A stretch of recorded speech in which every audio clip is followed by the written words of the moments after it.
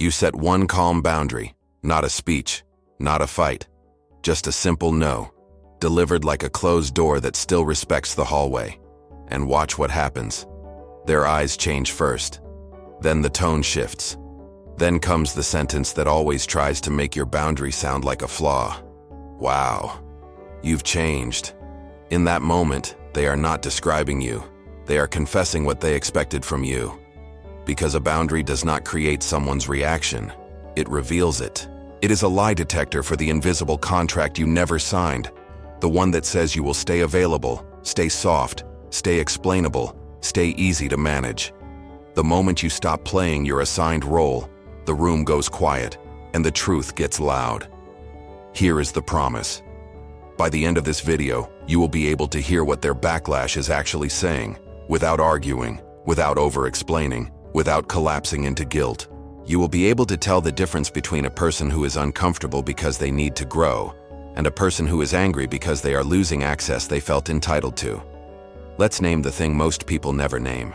Some people do not relate to you. They relate to the access they had to you, your time, your instant replies, your emotional labor, your forgiveness on demand, your willingness to take the blame just to keep peace, your habit of shrinking so nobody has to feel challenged. So when you say no, what are they really losing? A boundary threatens three things, and none of them are about communication style. They are about power and permission. First, it threatens predictability. If someone built their comfort on knowing exactly how you will respond, your boundary feels like the ground moving. They cannot read you the old way. They cannot push the same button and get the same output. And if they depended on your predictability to stay calm, your new limits will feel to them like danger. Second, it threatens status. Not the public kind, the private kind. The quiet hierarchy inside the relationship where one person is allowed to ask, demand, interrupt, complain, and be accommodated, and the other person is expected to absorb. When you set a boundary, you step out of the lower position. You stop being the flexible one. You stop being the one who makes it work. And people who are benefiting from that hidden hierarchy often experience your self-respect as disrespect. Third, it threatens entitlement. This is the one nobody wants to admit. Some people treated your yes like it was automatic, as if your life existed as an extension of theirs. So when you say, "I'm not available for that," it does not just disappoint them. It exposes that they expected you to be available. If you've ever said no and immediately received sarcasm, a guilt trip, a sudden cold shoulder, or a character attack, stay with me. Because in those reactions, there are confessions. And once you can hear them, you stop taking it personally. When someone hates your boundary, listen closely to the translation under their words. The sentence they say out loud is rarely the real sentence. The real sentence is usually too revealing. So it comes disguised as concern, as humor, as morality, as a diagnosis of your personality. This is why you can walk away from a simple no feeling strangely guilty, as if you committed a crime you cannot name. You did not commit a crime. You interrupted an arrangement. Here are the confessions that leak out when a person expected access and your boundary removed it. Sometimes it sounds like a compliment that turns sharp in the same breath. You used to be so easygoing. You used to be chill. You used to understand me. Translation: I expected you to be manageable. I expected your needs to stay quiet. I expected you to make things smooth, even when it cost you. Sometimes it shows up as irritation with your tone. Why are you being like this? Why are you making it a big deal? Why are you so sensitive? Translation: I am used to your discomfort being the price of my comfort. I am used to you swallowing the feeling so I do not have to carry it. Your boundary forces me to feel the weight of my own behavior, and I do not want to. Sometimes it comes dressed as logic. Just explain it. Give me a reason. I just want to understand. And notice how no explanation is ever enough. You give a reason, they challenge it. You give another, they cross-examine it. You give context, they interpret it as an opening. Translation: I need you to doubt yourself so I do not have to change. If I can turn your boundary into a debate, I can turn your certainty into confusion. And when you get confused, you get flexible again. Sometimes it arrives as moral judgment. You're selfish. You only think about yourself. Who do you think you are? Translation. Your limits feel like rejection because I was benefiting from your lack of limits. My identity was built on you staying available. So your boundary does not just limit me, it exposes me. And here is the confession that almost never gets said, yet you can feel it in the air. You are not allowed to be this clear. You are not allowed to be this calm. Because clarity ends the game. Calm removes the leverage. Calm tells the truth without raising its voice. This is where many people get trapped. They think the backlash means they communicated poorly. They think they need the perfect wording, the perfect tone, the perfect emotional performance. But if your boundary is reasonable and the reaction is punishment, the problem is not your phrasing. The problem is that your no is taking away a benefit they were calling love, friendship, family, loyalty, or closeness. And the moment you see that, something inside you wants to do what you have always done. It wants to explain. It wants to soften.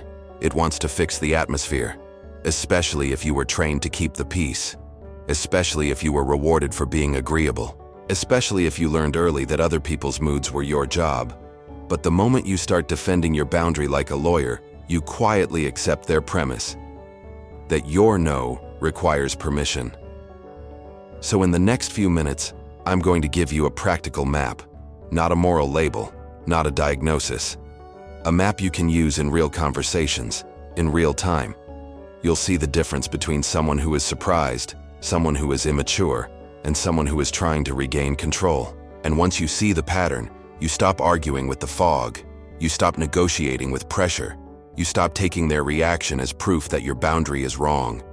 Here is the backlash map, and I want you to pay attention to one detail most people miss. It is not about how loud they get. It is about how fast they switch and what kind of pressure they use to pull you back into the old role.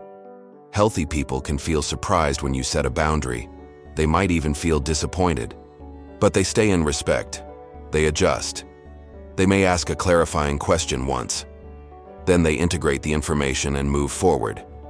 Unhealthy dynamics feel threatened. They do not just react to your no. They react to the loss of control your no represents. So watch the speed. A fast reaction is often a rehearsed reaction. It means this move has been used before, because it usually works. Some people go straight into the instant joke. They smile a little too quickly. They laugh.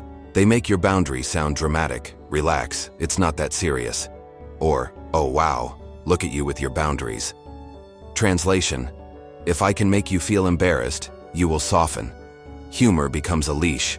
And if you have a fear of being seen as too much, you will trade your boundary for social comfort. Some people go straight into the instant character attack. You're selfish, you're difficult, you're cold, you're ungrateful. Notice what they are doing. They are not responding to your request. They are rewriting your identity. Because if they can turn your boundary into who you are, they do not have to deal with what they did. If you become the problem, then your boundary becomes evidence, not information. Some people go straight into instant victim mode. After all I've done for you, I would never do this to you. I guess I just care more than you do. They pull out receipts you never asked for and lay them on the table like a debt contract. The message is simple. Your no is not allowed because I paid for your yes. Some people go straight into instant withdrawal. The cold shoulder, the silence, the sudden distance. It feels like the room temperature drops. This is not always loud, but it is strategic. The body gets the message. If you hold your boundary, you will lose connection. And if you were trained to fear disconnection, you will run back and repair something you did not break. Some people go straight into instant overwhelm, not always screaming. Sometimes it is just escalation. They talk faster. They insist. They repeat themselves. They refuse to let the conversation end. They hover. They text again and again. They show up in your space with urgency. Because if they can overwhelm your nervous system, you will trade your boundary for relief. You will say yes just to make the pressure stop. Now, here is the line that makes this map useful. A safe person wants connection. A controlling dynamic wants compliance. That is why the reaction feels less like a misunderstanding and more like punishment. You are not being heard. You are being corrected. Let me give you a few micro scenes so you can recognize it in real life. You say, "I can't take calls after 9. A safe person might say, "Okay, I'll text tomorrow." A threatened dynamic says, "So I can't call you when I need you." Notice the shift. Your boundary becomes a moral failure. Your limit becomes abandonment. They recruit your empathy against you. You say, "I'm not available to talk about this right now." A safe person might say, "All right, when would be better?" A threatened dynamic says, "Wow, you're really shutting me out." Notice the manipulation inside the phrasing. You are setting a time boundary. They are turning it into a love test. You say, "Please don't speak to me like that." A safe person might say, "You're right, I'm sorry." A threatened dynamic says, "You're too sensitive, I was just joking."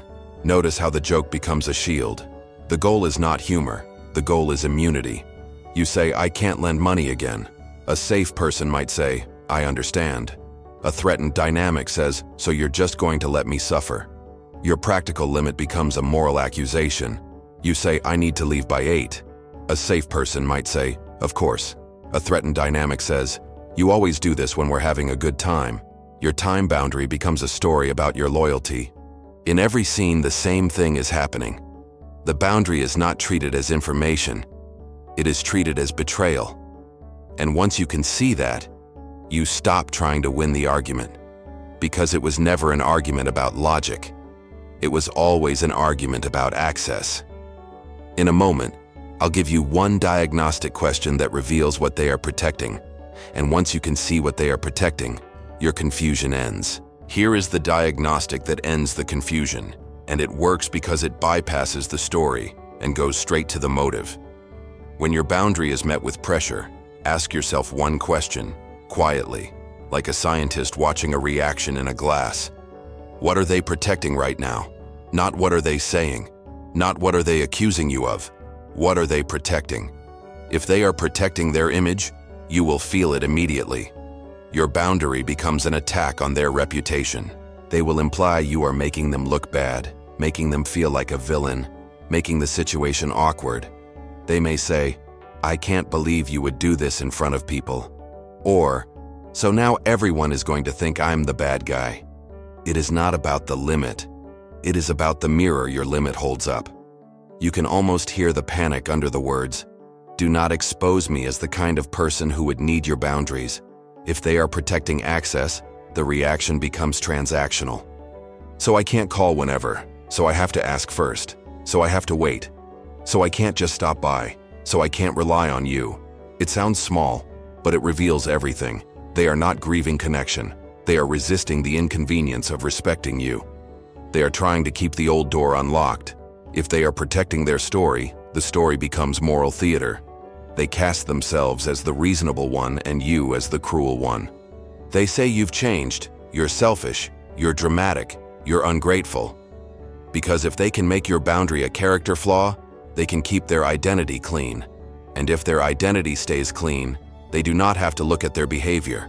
If they are protecting control, you will feel the escalation, the refusal to end the conversation, the insistence that your no is not the final word. This conversation is not over. We are going to talk about this right now. You owe me an explanation. Control does not fear a boundary.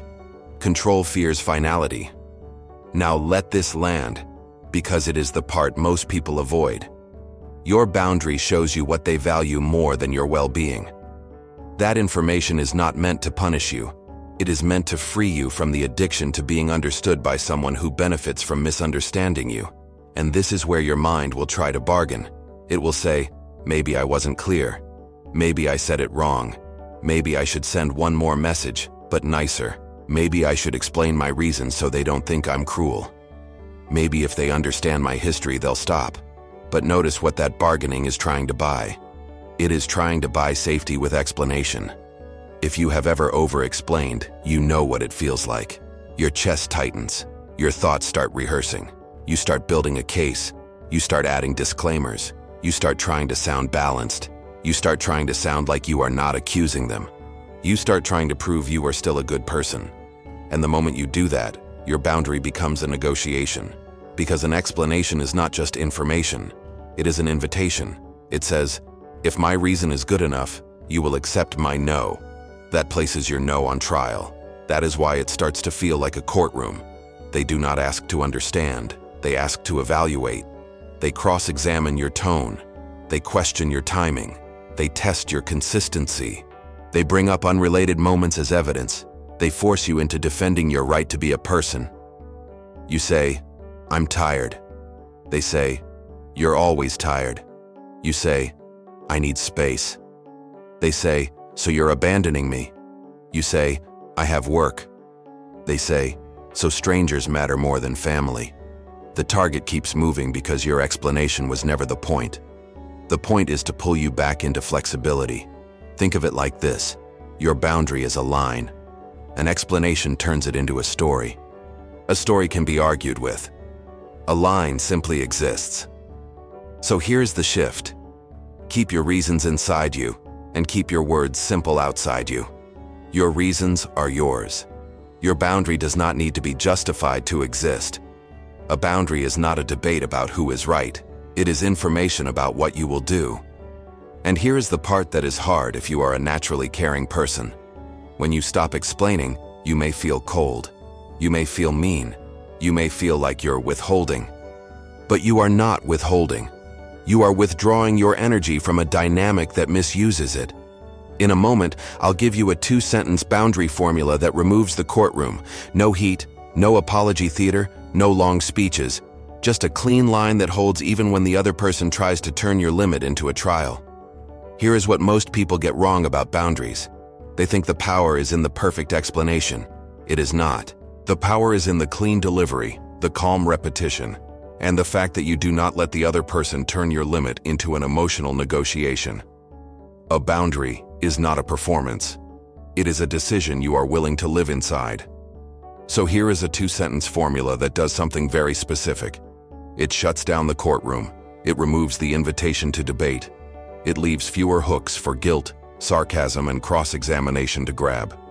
Sentence 1 is the line. Sentence 2 is the alternative or the consequence. The tone is simple, like stating the weather. For everyday situations where you still want warmth, the line is direct, and the alternative keeps connection open. I'm not available for that. I can do this instead.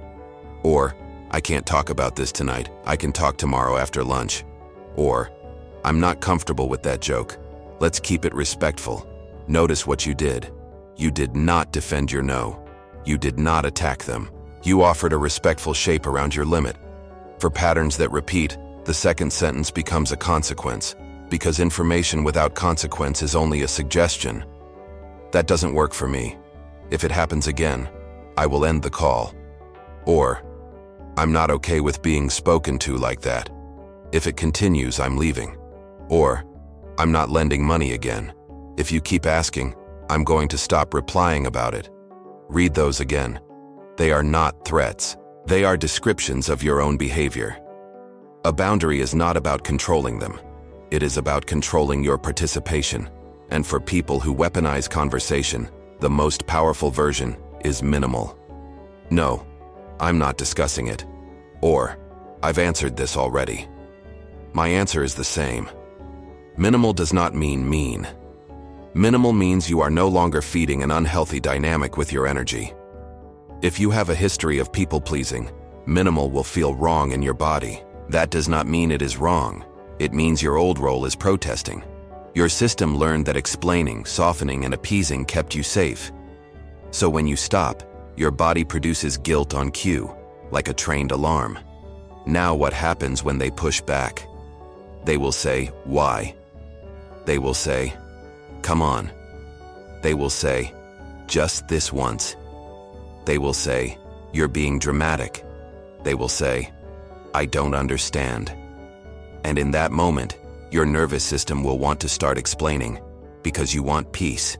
But with certain people, peace is not the goal. Compliance is the goal. So you use one line that is quiet, respectful, and final. I hear you. My answer is still no. That line matters because it does two things at once. It acknowledges without agreeing, and it removes the invitation to keep negotiating. It says, I can hold your feelings without surrendering my boundary to them. If they repeat themselves, you repeat yourself. This is not stubbornness. This is integrity. You are teaching the room how to treat you. You are training reality to match your self-respect. And here is the deeper point. The person who benefits from you having no will often treat your first no as a temporary problem to solve. They will wait you out. They will wear you down. They will keep talking until you feel overwhelmed. They will text again when you do not respond. They will send a long message that sounds reasonable but carries the same demand. So here's a quiet rule that protects you. Say your boundary once, then stop building a staircase for them to climb back over it. Because every extra sentence you give a controlling dynamic becomes material. They will use it. They will quote it. They will twist it. They will interpret it. They will turn it into a loophole. The goal is not to be cold. The goal is to be clean. Now, one more layer, because this matters. Not every backlash means the person is evil, manipulative, or hopeless. Some people are simply uncomfortable with change. Some people can repair, others cannot. And you need to know the difference without getting trapped in hope or guilt. Here is the line between repair and control, and once you see it, you cannot unsee it. Repair cares about the relationship. Control cares about the outcome. A person capable of repair might not like your boundary at first. They might feel awkward. They might even push once, out of habit. But then something different happens. They return to respect, not because you convince them with a perfect speech, but because they recognize you as a whole person. They may say, I didn't realize that was too much. Okay, I can adjust. Tell me what works better. They might need a moment. They might feel disappointed. But they do not punish you for being a person. That is repair. It can be clumsy, but it is honest. Control looks different. Control does not return to respect. It returns to strategy. It does not ask how to meet you. It asks how to move you. It punishes your limit, then calls it a misunderstanding. It mocks your clarity, then calls you sensitive. It withdraws warmth, then calls you ungrateful for noticing. It acts hurt, not to express pain, but to create a consequence that trains you to stay small. And the most revealing part is this. Control is rarely interested in your boundary. Control is interested in whether your boundary survives pressure. So here is a clean test you can run without confrontation. Watch what improves. In repair, behavior improves. The person becomes more careful. They remember. They adjust their timing. They ask before they assume. They learn. In control, arguments improve. They get better at words, better at sounding reasonable, better at turning your no into a philosophical debate, better at framing themselves as the victim and you as the problem. But the actual respect does not increase. The pressure simply becomes more intelligent. Another difference you can feel is what happens to your nervous system. Repair may feel uncomfortable, but it does not feel unsafe. You can breathe. You can stay in your body. You can think. You may feel tender, but you do not feel hunted. Control makes your body tighten. You feel watched, judged, cornered, rushed. Your mind starts racing to find the perfect response. Your chest compresses. Your stomach drops. Even if they are smiling, your body knows there is a hook in the air. Because control does not just disagree. It tries to create consequences for your self-respect. This is why you should stop using intensity as your measuring stick. Some controlling people are quiet. Some repairing people are emotional. The signal is not volume. The signal is willingness. Do they become curious about how to stay connected while respecting you? Or do they become obsessed with making you flexible again? Now let's say the part that may sting, because it is the truth that sets you free. If someone only treats you well when you are easy to access, they are not attached to you. They are attached to the version of you that costs you. They liked you when you answered instantly. They liked you when you apologized first. They liked you when you smoothed things over. They liked you when you took responsibility for the mood in the room. They liked you when you forgave quickly. They liked you when you were tired but still said yes. And when you stop, they call you changed. But changed is not always an insult. Sometimes changed is the evidence that you finally stopped abandoning yourself. Now, even if you understand all of this intellectually, there is still a hard moment. The moment after you hold the boundary, when the guilt rises, when the silence hits, when their disappointment shows up in your phone as a short reply or no reply, when your mind starts replaying the conversation, looking for what you did wrong. That moment is where most people collapse, not because they are weak, but because their nervous system is trained. So we have to go inward. Even when you set a clean boundary, guilt can rise like smoke. Not because you did something wrong, but because you stopped doing what your system learned was necessary to stay safe. If you were trained, directly or indirectly, to keep the peace, to be agreeable, to be the easy one, then a boundary will feel like danger before it feels like dignity.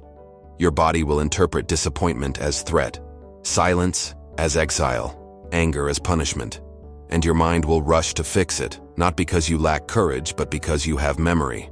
This is why boundaries are not just communication. They are nervous system work. They are spiritual work.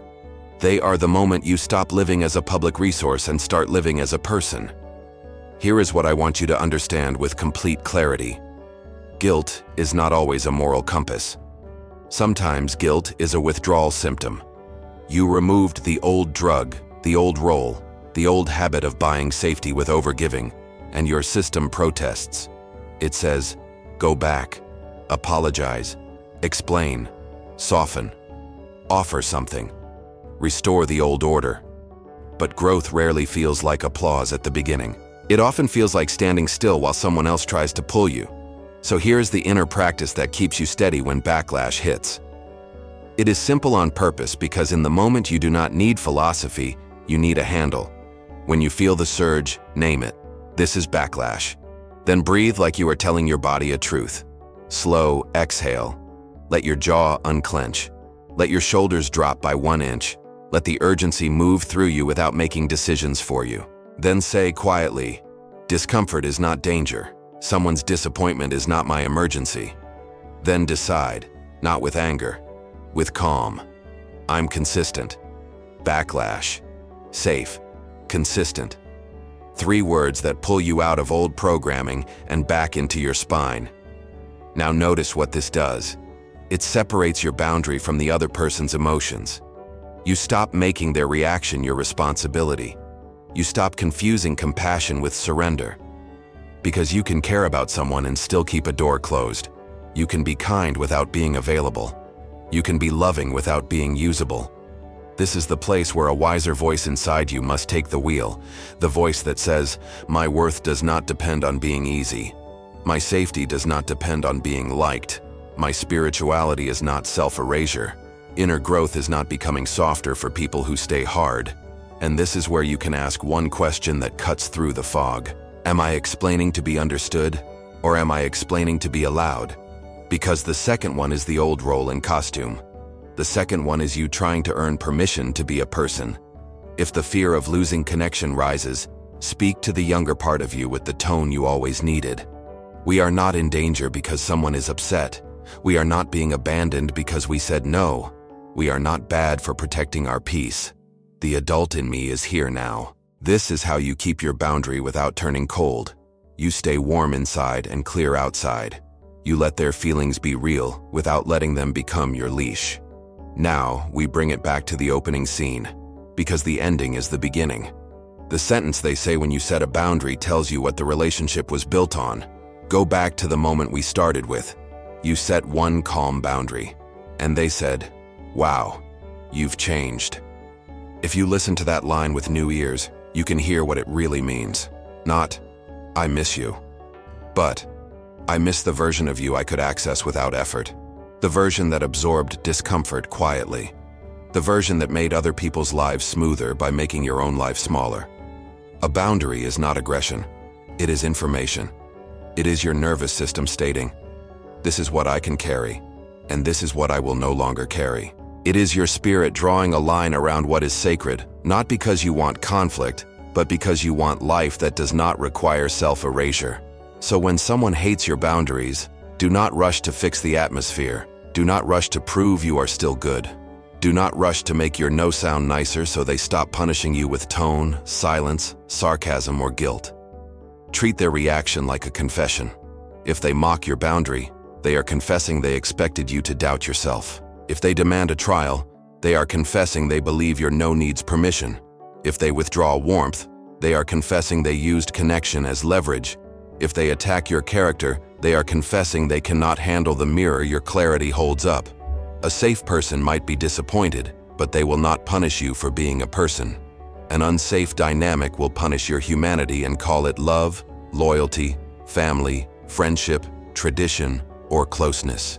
But closeness that requires your self-erasure is not closeness. It is control with a familiar face. Here is a vow you can make that changes your future without a speech. My boundaries will not be punished into silence. My no will not be argued into a yes. My clarity will not be shamed into confusion. If you need one final sentence to carry into real conversations, let it be this: I can care about you and still say no. That single line protects your heart from hardening and your life from being owned. It reminds you that compassion is not compliance, and respect is not something you negotiate after the fact. And the right people will recognize it as maturity, not rejection. And if you're afraid boundaries will cost you people, hear this plainly. Boundaries do not cost you healthy people. They cost you access-based relationships. They cost you arrangements that required you to stay small. They cost you the illusion that you can buy safety by being endlessly available. So the next time someone reacts to your boundary, do not ask, "How can I say it better?" Ask, "What did this reveal? What were they expecting from me? What benefit did my lack of limits provide? And do I want to keep paying that price?" If this hit something real, comment the kind of boundary that changed your relationships the most. Time, emotional access, respect, money, availability. You'll be surprised how many people are living the same pattern in silence. In the next video, we'll talk about the hardest moment for most people, enforcing consequences without guilt. Because setting a boundary is one door, but keeping it closed is another. That is where old programming tries to pull you back, and that is where your clarity becomes your life.